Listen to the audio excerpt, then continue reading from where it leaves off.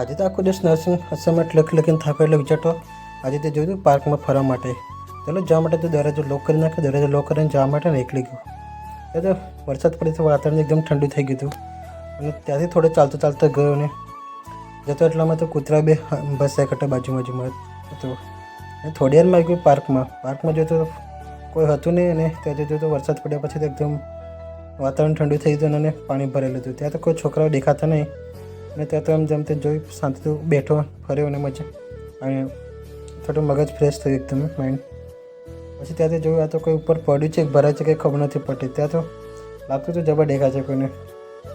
પછી ત્યાં તો જોયું ફૂલ દેખાતા હતા પણ આના શું ફૂલ છે નામ બી નથી ખબર સુધી. તો તમને ખબર તો જલ્દી કમેન્ટમાં નામ લખી દેજો.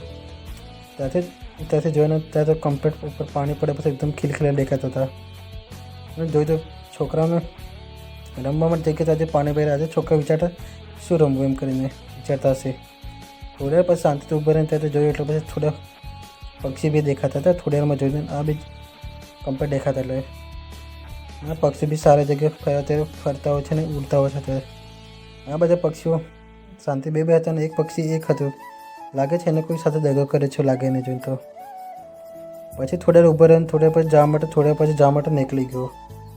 ત્યારે ચાલતો જતો અને કૂતરાઓ ભસ્યા એટલે મેં વિચાર્યું કે શહેર અને ગામડામાં એક જ પ્રોબ્લેમ છે, કૂતરાઓનો હોય છે જ્યાં તે બસ જ કરે છે ને.